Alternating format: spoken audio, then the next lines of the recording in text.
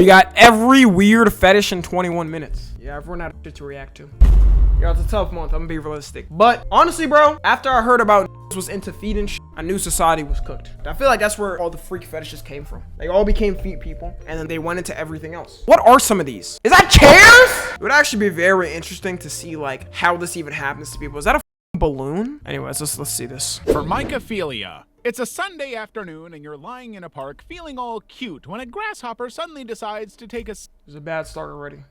Where are we going with this? Why is a grasshopper mentioned in this? So you tell me you into insect meat and insect coochie? Scenic stroll up your arm. Now, most people would swat it away faster than you can say pest control, but for someone with Formicophilia, this... They throw that in their pants. Tiny invader is not an annoyance. It's a VIP guest delivering a special thrill. Yes, Formicophilia is a fetish where individuals are aroused at the sensation of insects crawling on their skin. To them, this... It's weird too, because that's the worst thing ever on your skin, bro. Whenever I feel insect or ant on my skin, bro, I gotta swat that away. Of an insect on their skin isn't a creepy crawly nightmare. It's more like a ticklish, tantalizing spa treatment. The gentle tickling or biting sensation can trigger physical arousal, often the psychological thrill of engaging with something taboo or Can you even feel the bite of an insect? Like, I've been bit by ants and I don't even feel it. I've never felt it. The only insect bite you could feel for it was probably like, I mean, maybe red ants. Conventional. It's like combining the adrenaline of a scary movie with the tingles of ASMR, except the actors are ants, spiders, or beetles, and their scripts are all improv. To make this bizarre fetish more weird, Formicophiliacs actually love the idea of being a source of food for these insects. They literally find delight in turning themselves into a living banquet, and the more adventurous among them might even get creative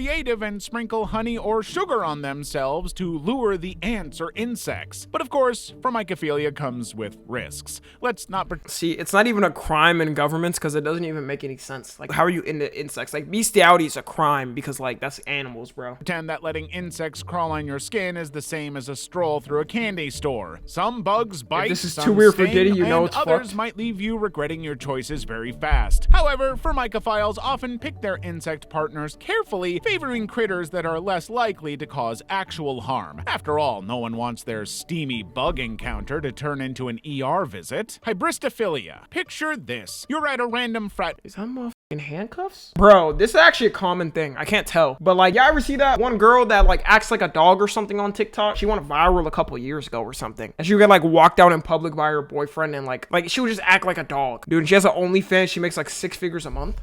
Party sipping your drink when a stranger walks up to you from nowhere and starts talking. You're initially trying to brush him off and walk away until he mentions that he just got released from prison for unaliving someone. Now, the normal reaction to hearing this would probably be to walk away because the red flags are pretty glaring, right? But, well, for someone with Hybristophilia, aka the Bonnie and Clyde syndrome, that's the highest level of attraction. Oh, so you're attracted to murderers and stuff? Dude, this is a common thing. Hey guys, Tom NFG here. You know, only half of you guys are subscribed and even less of you guys have noties on. I hate to be a burden, but you know, I really appreciate it if you hit that sub button and the little bell next to it. You know, it doesn't take long. I know you can get mixed up in the algorithm and everything. But yeah, also tune into the streams. You know, we have a lot of fun over there. I'm telling you, we have a lot of parties going on over there. Yeah, that's it. Bye. Damn. You know how many serial killers go in jails or murders or whatever, and then they get love letters from like fangirls and stuff? Bro, the nigga that killed the fucking CEO, I think he has like 300K raised for him or something. I mean, maybe that's a little bit different to people, but like, it's still like the same syndrome and shit. Bro, it don't matter if the dude murdered like 10 people or something. He's always gonna have like fangirls and stuff if he looks like semi-attractive and shit.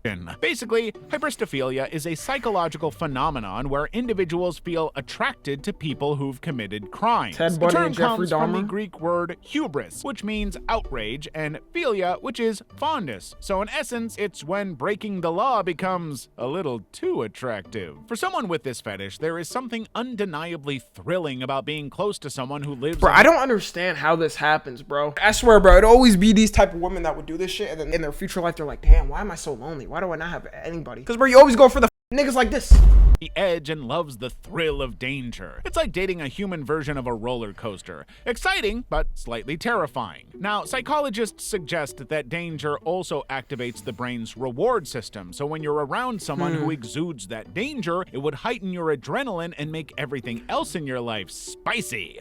Unfortunately, that spice might be paprika mixed with a felony. Then there's the fame factor, because if you follow the stories of infamous criminals like Ted Bundy and Richard Ramirez, you notice that they have a lot of fan mail in prison. I'm pretty sure Richard Ramirez got married, right? Didn't he get married to a fangirl? Crazy thing is, bro, it's like she won't even be able to visit him or talk to him or do anything. Like, I'm pretty sure this dude murdered like 10 people or something. He's literally a serial killer.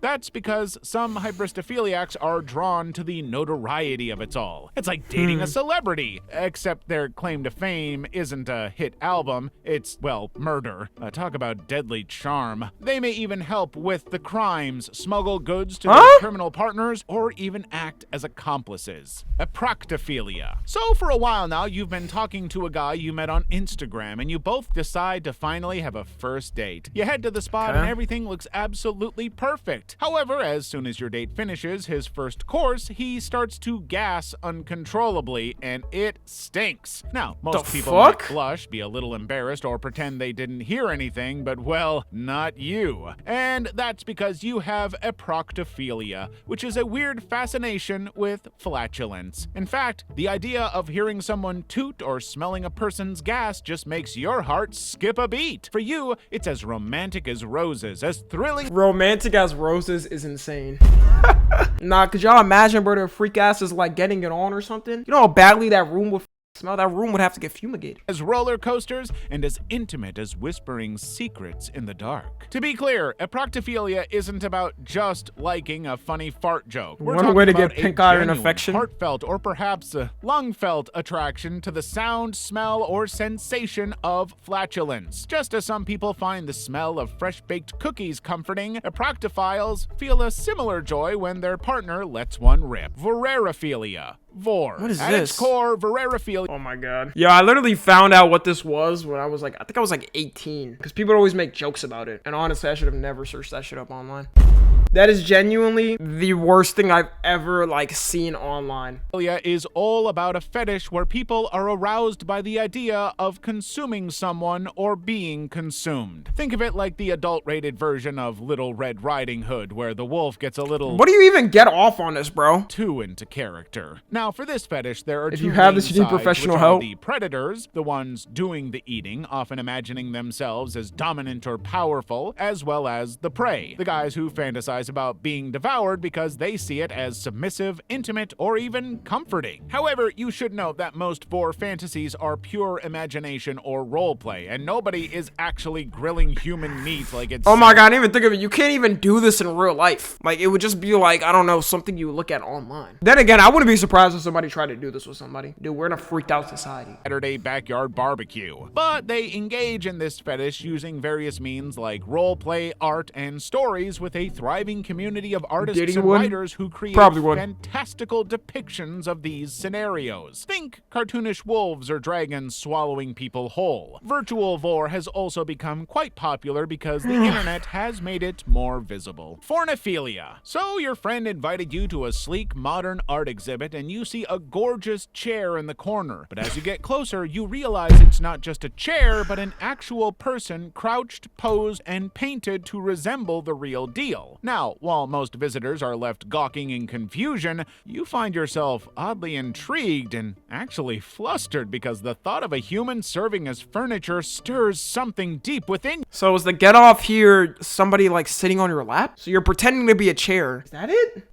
In simple terms, you have a fetish called Forniphilia, also known as human furniture fetishism. You see, Forniphilia is a type of BDSM practice where a person is turned into a piece of furniture, quite literally. We're talking human chairs, tables, lamps, coat racks, and even coffee stands. Yes, that's right. Some people find eroticism in merging the functional with the flesh. In Forniphilia, one partner would act as the furniture, while the other takes on the role of the user, the artist, or simply the one in control. This fetish often involves bondage to help the furniture maintain its pose, as well as props and costumes to enhance the illusion. The appeal lies in the physical restraint, objectification, and sometimes even the endurance required to hold a particular form for long periods. It's definitely a niche kink, to say the least, but for those who indulge, it's a perfect blend of submission, creativity, and power dynamics. Autoplushophilia. After getting hounded by your niece to find a new stuffed teddy, you finally gave in and walked into the toy store. And as soon as your eyes landed on the giant fluffy teddy bear, you know it's definitely coming home with you, and not because you want to give it to your niece. It's actually because you have a weird fetish called Autoplushophilia, so you derive excitement and sexual arousal from imagining yourself as a stuffed animal. Yep, you heard that right. While most people... Okay, I was thinking opposite. I thought you are attracted to the stuffed animal. You want to be the stuffed animal? That might be worse. See a teddy and think, cuddly friend. You see a plushie and get turned on by the idea of becoming one.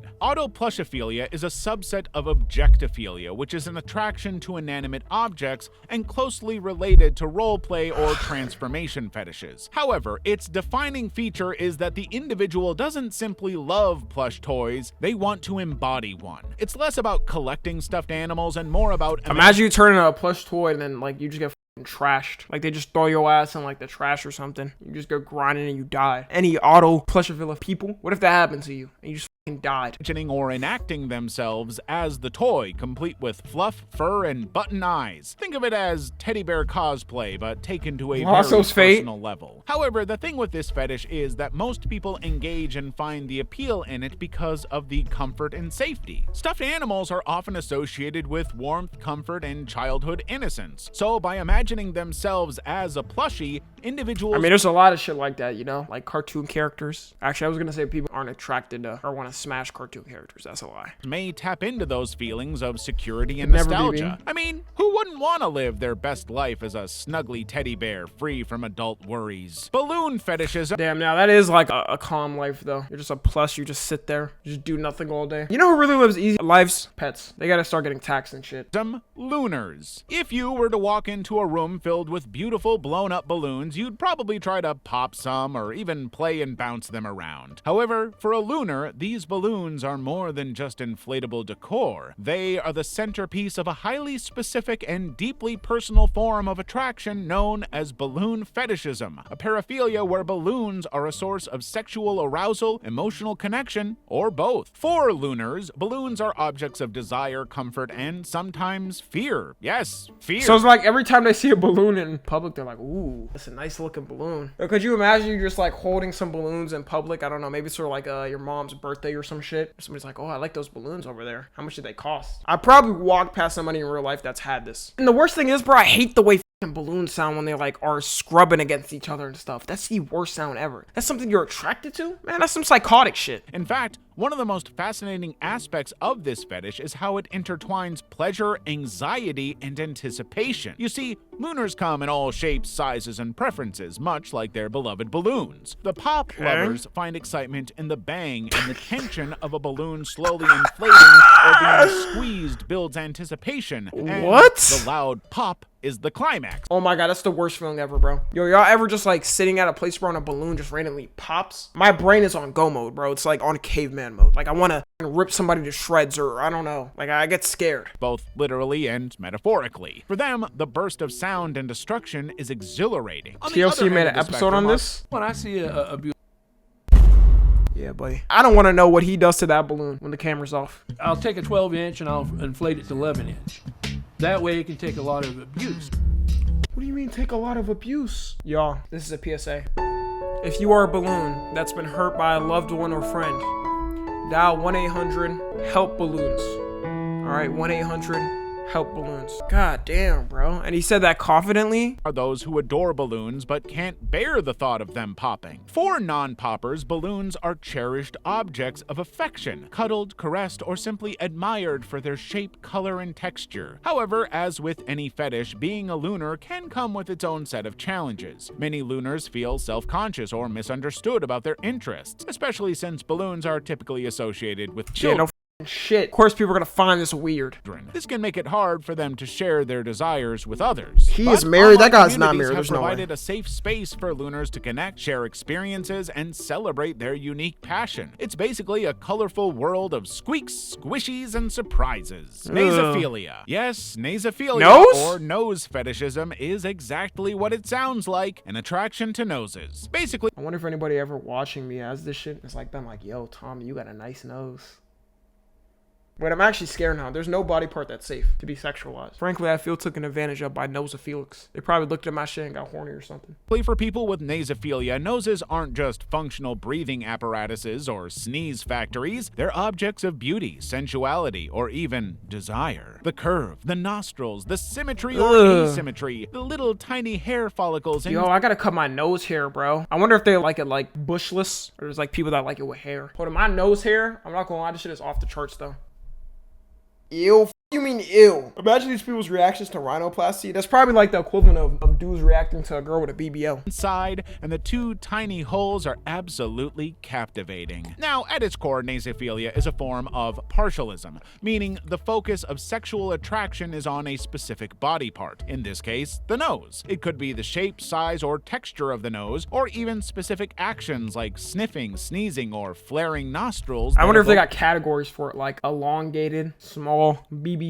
Desire. Some even have specific preferences. Some nasophiles might prefer sharp, angular noses, while others are drawn to round, bulbous ones. Large noses might exude power and confidence, while small noses can appear delicate and cute. And let's not forget nostrils. Yes, even those have their admirers. For these guys, a nose isn't just a nose, but it's a work of art. Well, like many fetishes, nasophilia doesn't have a single clear cause, but there are several psychological and social factors that might contribute to someone developing this unique attraction. For instance, a person who grew up with positive memories involving noses, like affectionate boops or playful interactions, might evolve into a Pretty sure when I was a kid, I got boops on the nose, and it didn't turn into a fetish. fascination in adulthood. Oculolinctus, also known as in some circles, is a paraphilia that involves deriving sexual arousal or pleasure from licking eyeballs or having your eyeball licked. Yes, it's exactly what it sounds like. No metaphors here.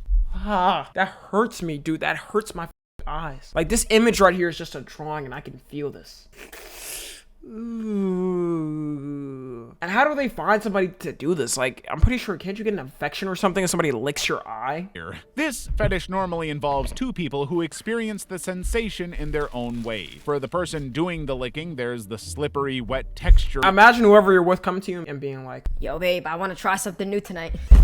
they're like, open your eyeball. They go for the lick. That was my girl, but that's the last day. The relationship is over right there. The eye, and for the one being licked, it's the unusual, ticklish, and slightly invasive feeling running of away a if that tongue happens. sliding across one of the most sensitive parts of the body. Now, as with most fetishes, Oculolinctus has psychological and sensory underpinnings that make it appealing to certain individuals. First of all, there's the whole issue of trust and intimacy. Let's face it, letting someone lick your eyeball takes a lot of trust. Eyes are incredibly delicate, and the act of licking one requires a level of vulnerability. Yeah, and I'd be damned, bro, if I lost my eye. Like, I go to the ER and they're like, oh, what happened? We were trying to have eye sex and it failed. Man, that person will never hear the end of it. It would be over. That can deepen emotional and physical connections between partners. Also, your eyes are packed with nerve endings, and this makes it an incredibly sensitive area, so the unusual sensation of a tongue on their eyeball can be stimulating and even pleasurable. But then here is where things get tricky. You see, from a medical perspective, Oculolinctus is not a safe practice and carries serious risks. Shocking. The human mouth is full of bacteria, and introducing these microbes to the eye can cause serious infections, including conjunctivitis, aka pink eye, or even more severe conditions. You know, like something a little contact eye dropper won't hurt. Just go. That'll literally be like the lube for them.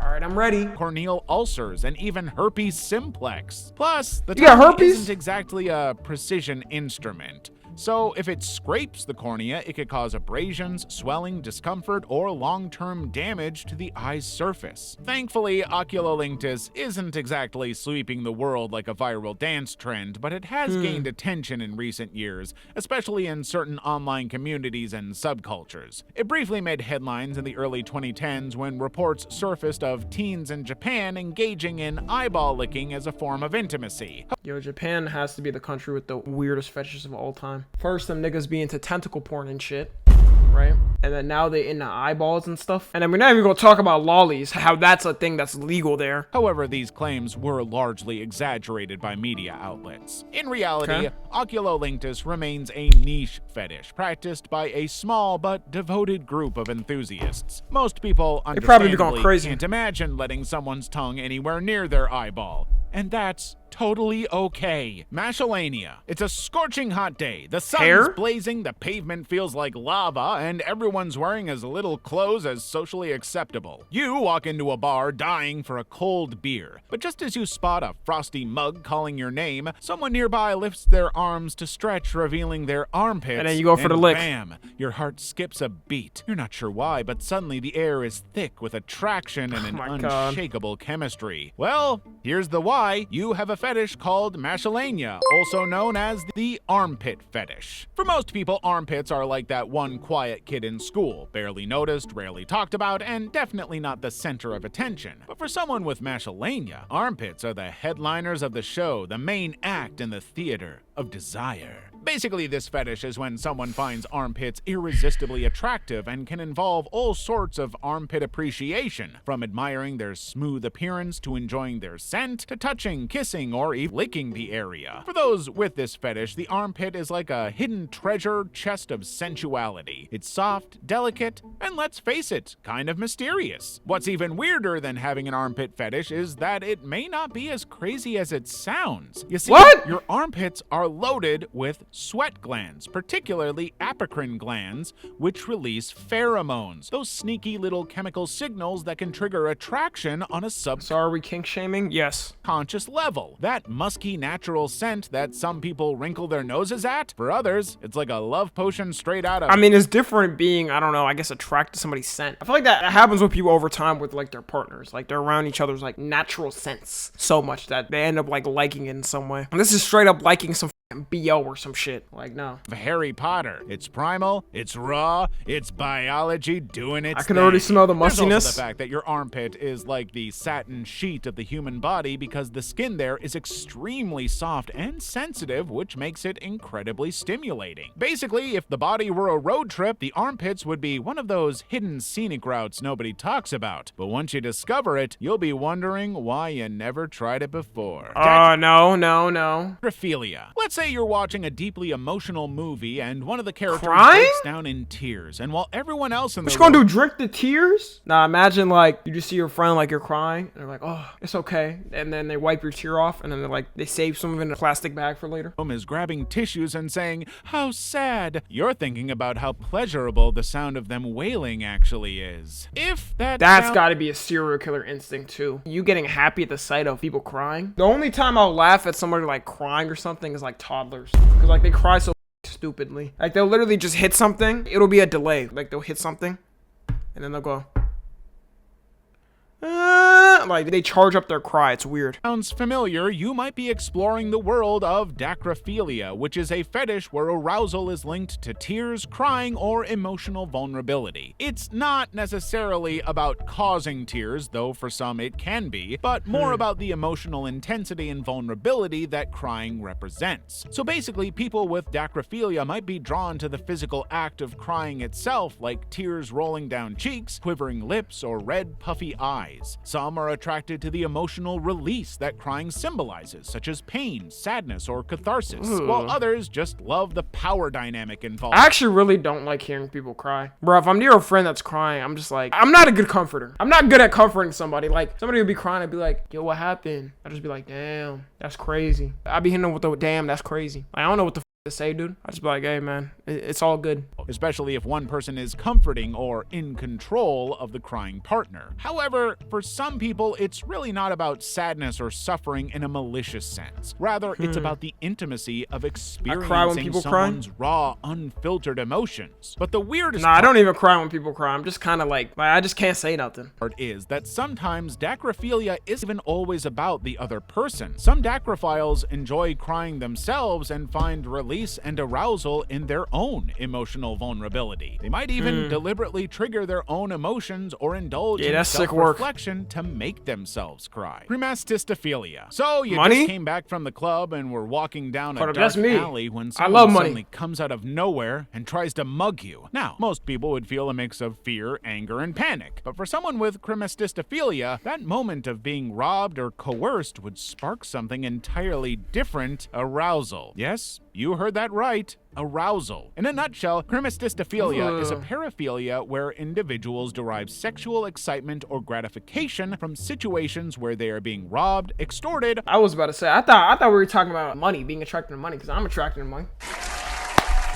But this is like, dude, taking money from me? This is the opposite of that. Or otherwise financially or materially exploited. This fetish basically falls into the category. Oh my God, wait. I've seen videos of dudes and they'll be like, there's this video of this one dude and he has like money out. It's a meme. And he's like giving it to this girl or whatever. That's an actual thing. Of masochistic kinks, where pleasure is derived from being on the receiving end of certain forms of control, humiliation, or submission. And it thrives on the thrill of power imbalance, danger, and the emotional intensity of such scenarios. And while it might sound like the setup for a bizarre crime thriller, for some, it's a very real and specific source of arousal. Sometimes individuals would even practice something called findom, where they willingly give money, gifts, or financial control to a dominant partner. You should probably note that the attraction isn't necessarily about losing money itself. This gotta be the worst thing to have as a fetish, because you literally will lose money. This is the equivalent to like a gambling addiction or something. I mean, no one's thrilled about an empty wallet. Instead, it's about the emotional and psychological dynamics of the situation, the sense of vulnerability, the rush of adrenaline, and the control exerted by another person can create an intoxicating mix of fear and arousal. But Chremastistophilia, like any fetish, requires clear communication and consent, so even exploring this kink with a partner through roleplay or findom can be safe and enjoyable when both parties are on the same page. However, indulging in this fetish outside of a consensual setting can be dangerous or even illegal. Symphorophilia. Just imagine leaving your house one morning to go on a jog and unfortunately witnessing a car crash. Your instant reaction would most probably be to quickly call 911 and offer help and sympathy to the people involved. However, for a person with Symphorophilia, that crash isn't just a spectacle, it's an intense source of arousal. So, with Symphorophilia, the person gets sexually aroused from witnessing or staging disasters, such as car crashes, fires, or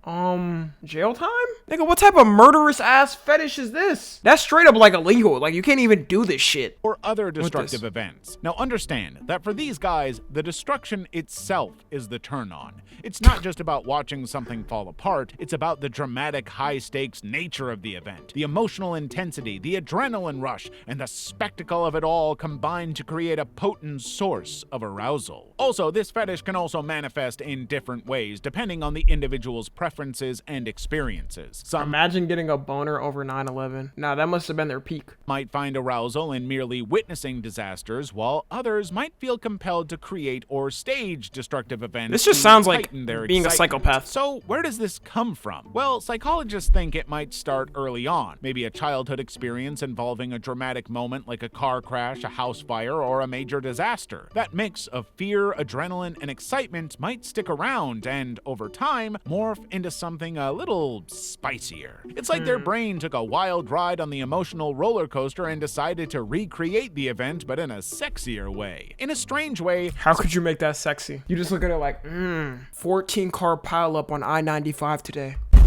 This is the dream for me. Goddamn, can we add more cars next time? Symphorophilia isn't so alien. Humans are obsessed with destruction. Why do you think demolition videos have millions of views? Or why do we all slow down at accidents by swearing we're better than that? Symphorophiles okay, that's different. I feel like humans naturally look at like accidents or something happening like, yo, what the like, this is crazy. Like, you're not like, ooh, oh my God, that looks so good. Like, no, you're just like shocked. Rank that curiosity up to 11. It's like regular people watching things fall apart for fun, except with Symphorophiles, the fall apart is fueling their sexual arousal. And no judgment here either, because the same way some people like watching buildings implode. No, we gotta give judgment. Others are into a good rom-com. To each their own. Interesting video. Yeah, if you into any of that freak ass shit, seek help. through this whole video. Okay, what was the worst thing here? Yo, I think the eyeball one takes the cake. Imagine somebody just sabotaged you and just licked your eyeball. But yeah, if you're watching on the tube, make sure to join the Discord and watch the streams. Subscribe to Tommy and FG.